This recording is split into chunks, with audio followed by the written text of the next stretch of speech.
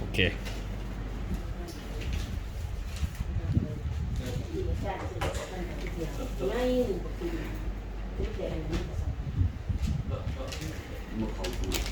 เลยบอก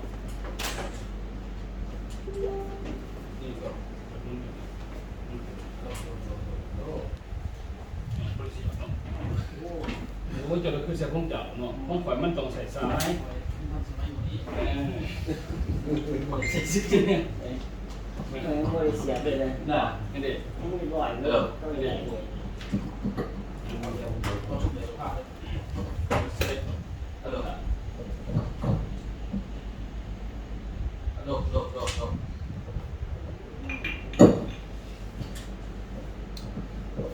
โอเคก็ชุบดูสภาพที่เรามีเลย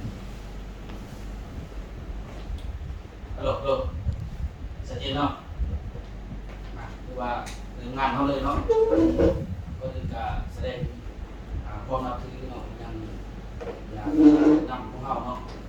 อย่างนี้วางในงานของซุ่มข้อมูลเนาะจริงก็ซุ่มข้อมูลก็ในนักเกี่ยวกับการบริหารเนาะบริหารว่าเขาจะวางของเหตุกันยังไงแล้วมีแบบงานของงานที่เขาจะรับผิดชอบเป็นยังไงเนาะซึ่งเราก็มีคณะบริหารชุดใหม่ของปี2016เนาะที่บริหารนะครับมี2ทางมีสตาร์ของเขาแน่เนาะที่ว่าเขาพบกันแต่หลายทางก็มีโอกาสจะถึงมาได้ต่อเช่นเดียวกันเนาะว่าจะอยู่ในจุดใดบทใดเนาะคุณจริงว่าใครมีความเหมาะสมในการรับผิดชอบเกี่ยวกับในบริษัทเขาอย่างไรท่านเนาะคือว่าเขาก็คอยได้ต่อกันไปเนาะแต่ว่า2016นี่อาจจะมีทางบริหารเพิ่มขึ้นอีกเนาะแต่ว่าเขาก็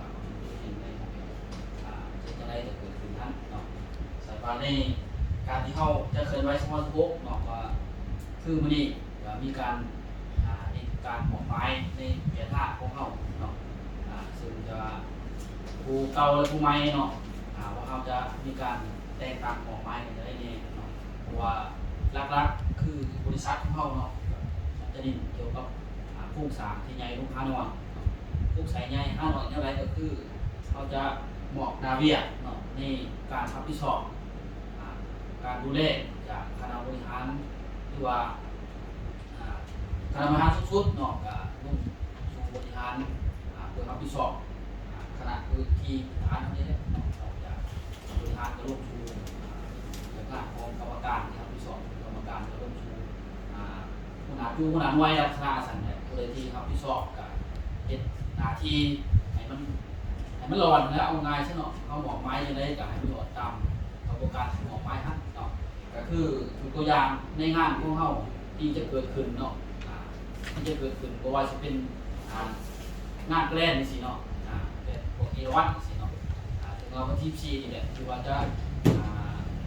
มีการจับประชุมเนาะเป็นครั้งใหญ่อีกครั้งหนึ่งใน2026คนนี้เนาะผมว่าจะเจออยู่อ่ะงานใหญ่เขาจริงๆว่าเขาร่วมกันมาก่อนแต่เขาบริจาคเพราะว่ามันถือเกี่ยวกันของประชุมใหญ่เนาะประชุมใหญ่คือเรือต่างที่ไหนในประเทศเขาก็เลยมีเงินเข้ามา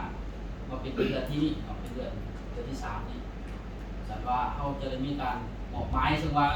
ในการหมอบไม้เนี่ยก็คือหมอบไม้ในคณะผู้บริหารนี้เป็นผู้ส่งต่อส่งมอบแต่จะต่างปฏิบัติตามพื้นที่นั่นแหละเนาะว่าในสายไฟโมเมนต์อาดวกนี่เด้อตัวนี้ก็เป็นคณะบริหารในสายไฟที่ทำที่สอบเป็นดิ้นไปสู่กรรมการกับผู้หน้าหน่วยครับที่สอบว่าไฟสีน้ำคนมาจากคนครับที่สอบจังไรมีการแต่งตั้งกันจะได้อันนี้มวยเราบริษัทมีแต่งตั้งให้เด้อพอบริษัทมีการแต่งตั้งคือเฉพาะคณะบริหารเท่านั้นเนาะอย่างนั้นก็เป็นคณะบริหารอีกรอบหนึ่งลงไปหากรรมการลงไปหาอีกจุดหนึ่งก็คือผู้หน้าหน่วยครับที่สอบเนาะที่เป็นโดยพื้นฐานในการแต่งตั้งก็ได้ก็แล้วแต่เนาะแต่ว่าให้มันอยู่ในขอบของบริษัทที่เขาวางไว้แต่งตั้งโดยการใส่ชื่อเสือว่าดูตัวอย่างเนาะผู้ใดที่เสือตำแหน่งใดที่เขาไปสอบผู้หน้าหน่วยให้เขาไปสอบในขั้นโดดดีเดอร์มีจำนวนจะคนมีการลุ่มเก็บลูกเรียนอะไรนะมีการแต่งตั้งกันเป็นรายละเอียดเพราะว่าเวลาเขามามันสอดคล้องกับงานเดี๋ยวมันเหมือนซับซ้อนเนาะอันนี้อิงใส่ บริหารแต่ละสายงานว่าตัวนี้เฮาก็แสดงว่าเขาก็อีกทีนึงเนาะแต่ว่าเฮาบอกเป็นรวบก็คือบรรดาผู้บริหารขั้นสูงว่าครับตัวนี้แต่ว่าตัวนี้เนาะก็เป็นโอกาสดีเพราะว่าเฮาได้มีการร่วมกันเนาะซึ่งว่าเพิ่นก็ได้แจ้งแล้วเนาะว่านี่กลุ่มผู้บริหารมีภายในคักแน่เนาะว่าลงเสือสียังนี่ตำแหน่งใดน่ะก็รู้ไปทางนึงเลยระบุแล้วว่าซะแต่ในจุดนั้นนะก็เฮาก็เลยเอามาเป็นจุดอันรวมเนาะเพื่อเป็นวิธีการเนาะเป็นวิธีการในการจะตัดในต่อไปนั่นแหละเนาะสันว่านี่ทุกกระบวนการที่ทั้งประธานลงไปเนาะก็บ่งบอกคือว่าเฮาผู้ใดคนคอปีไปที่จริงทุกกระบวนการลงไปน้อยมาลงไปเพื่อสื่อสารมากกว่าเนาะไม่เป็นการบอกคือวิธีการในการทำงานของแม่เนาะเฮากับควรจะมีกลุ่มอีกกลุ่มหนึ่งของเฮาบ่ลงไปเพื่อยังให้มีการจัดประชุมกันบ่มีการแต่งตั้งกันบ่สิร่วมกันเวลาอะไรอย่างไรลักษณะสั่นให้มีการขับเคลื่อนในรูปแบบแต่วันนี้สิ่งใดที่มันเฮ็ดให้เฮาขยายอะไรในองค์กรเฮาเพื่อให้เฮาบ่ปีง่ายครับเฮาก็ลงฝากกันฝึกเบิ่งเนาะที่จุดนี้คือว่าอยากให้ทุกท่านได้เห็นได้ขอบเขตเนาะเนาะแต่ว่าในวันนี้เนาะถึงว่ามันก็เป็นจุดเด่นอีกจุดหนึงเนาะที่ว่าเฮาอยากให้ผู้บริหารเนาะในการกำกับนี่นำเอาในจิตใจของบริษัทเฮาหรือนำในนโยบายของเฮานี่แหละไปมันขยายนำกันเพื่อให้มันเป็นองค์กรจริงๆเนาะบ่ให้ว่าเฮ็ดคนเปกันเลยต้องบ่จักว่าผู้ใดเป็นตำแหน่งใดผู้ใดทำบ้าผู้ใดน่ะเวลาทำงานมันก็ซับซ้อนกันนะซั่นว่าเฮาจะแบ่งขอบเขตกันมันชัดเจนตรงนี้เนาะแล้วก็เฮาก็น่าจะเชื่อมั่นว่าเฮ็ดได้ทุกคนน่ะเนาะสำคัญว่าอยากลองเฮ็ดบ่ซั่นเนาะเพราะว่ามันก็บ่เป็นเรื่องยากเนาะสำหรับทุกคนเพราะว่าคนฉาดคนต้องเฮ็ดได้แต่เขาเฮ็ดนู่นเฮ็ดนั่นนี่ว่าให้เขาเก่งอยู่แล้วจีนว่าเก่งเนาะผลิตรถมากคนลาวเฮาบ่ได้ผลิตรถมาแต่ว่าสามารถแปลงได้แม่นบ่เฮ็ดเข้ามาแล้วเฮาให้เก่งกว่าเขาจริงๆเนาะ เขาเป็นผู้ผลิตเขาเป็นผู้หมักผู้สร้างผู้ประกอบอีกต่างหากนี่โซเวียตผลิตปืนจังซี่เฮาสามารถมากปืนแล้วประกอบยิงได้ซื่อเฮาก็เก่งคือกัน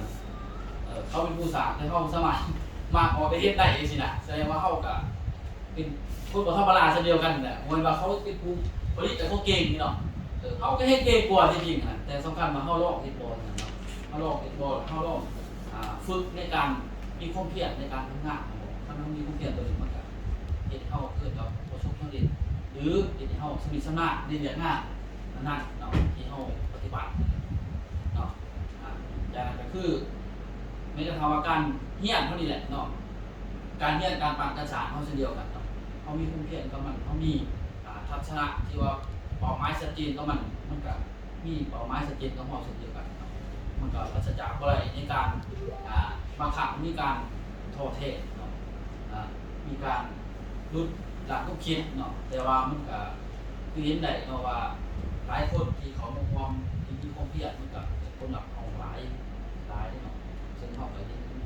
หลายๆทางเนาะแต่เราประสบความสำเร็จบ่ว่าสิเป็นเรื่องได้บ่ว่าสิเป็นเรื่องยุคระดับเนาะของเฮาเองเกิดมามีความด้อยหลายอย่างเนาะที่คนบ่เคยทำเคยเรียนบ่เคยเขาต้องซื้อวันเขาเฮียนเนาะบ่เคยเขาต้องซื้อแต่ว่า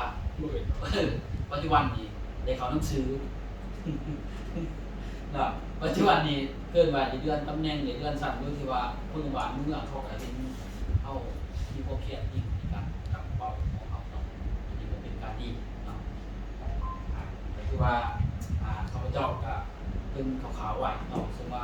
ในมื้อนี้ก็มีธรรมทานเนาะเพิ่นก็มี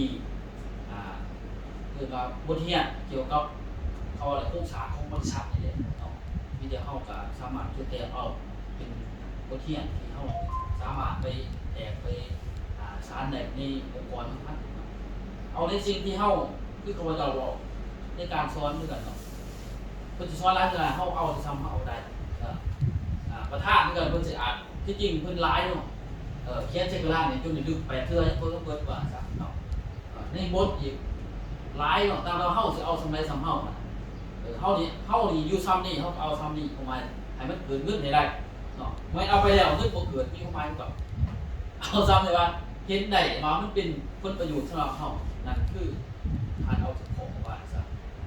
การเอาถึงของเฮ็ดให้เฮาบ่เมื่อยในการทำงานสำหรับมื้อนี้เพิ่นก็จะว่ามีหัวข้อหลักๆเนาะก็คือ1บ่เรื่องนโยบายแนวทางคณะบริหารว่าควรจะเฮ็ดแนวใดควรจะเดินจังไดควรจะว่างงานจังไดแล้วก็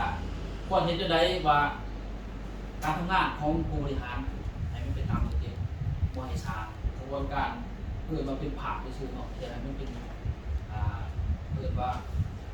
องค์ประทับเนาะบ่ให้เป็นหน้าประทับคณะประทับเนาะประโยชน์ถึงสมาชิกถึงองค์กรถึง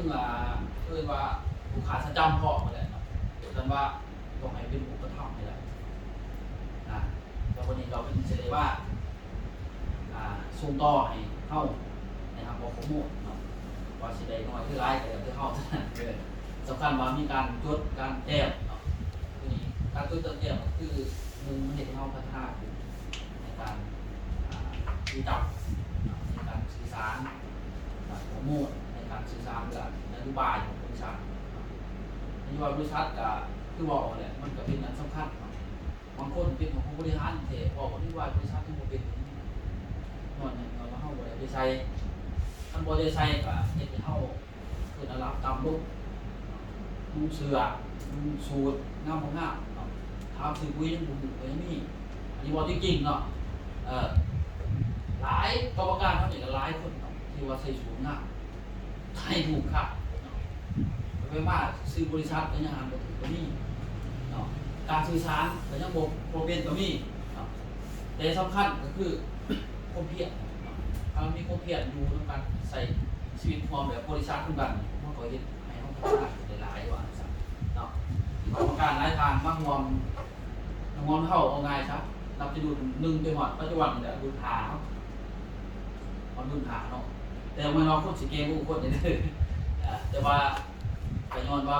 องค์กรเนาะองค์กรมันก็นี่อะไรว่าคนเก่งคนบ่เก่งมันดูน้ำกันอยู่ในเวลามีการต่อร่วมกับมองกิจกรรมแบบรวมคือเพราะว่าอาชีพเฮาคือครอบครัวมันบ่แม่นว่าเนี่ยเป็นชนชั้นวรรณะเนาะสำคัญก็คือการดูมองกันเนาะเวลามีเต่ามีอ้วงมี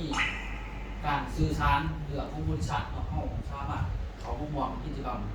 นั่นก็คือครอบครัวแหละถ้าเราในที่เสือซื่อเนาะในเต้นมีงานต่างๆบริบาลของกิจกรรมเลยเข้าและสื่อมหันมาอีกหลายคนได้อ่านมหันอีกเห็นป่ะทุกท่านอาจจะสังเกตที่ไหนเนาะชิมากเขากังวลใจพูดมากคุณอายมูได้บอยคนอื่นได้เนาะแต่ตัวเขาเองเป็นผู้สาจริงๆสันว่ายางมูมาก2 ดอก 3 ดอกมากซ้ายสิน่ะที่ในห้องกะหารอีกเนาะเพื่อกับโอะไรเพื่อคนเขาก็มีเบี่ยงเนาะที่แตกต่างกันไปแต่ว่าก็ให้มาสัมผัส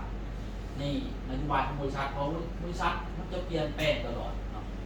ประธานทุกสายทุกเขียนออกมาใหม่ตลอดข้าพเจ้าขนาดคิดเทศข้าพเจ้าก็ยังเขียนใหม่ตลอดที่ละในทางนโยบายเนาะเดี๋ยวคิดอีกว่างคิดนานทำแบบใหม่ไม่อีกเขาก็ต้องไปเบิ่งอีกว่าขออะไรวิธีการอะไรเขาไปศึกษา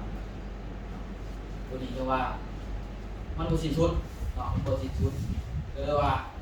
การเรียนของเราจึงว่าไม่เป็นการสำคัญเนาะมีการเข้าร่วมมีการเข้าร่วมกิจกรรมต่างๆประเทศเข้าสามารถพัฒนาได้ว่าสาเนาะในองค์กรบริษัทแล้วก็องค์กรของทีมงานเขามัน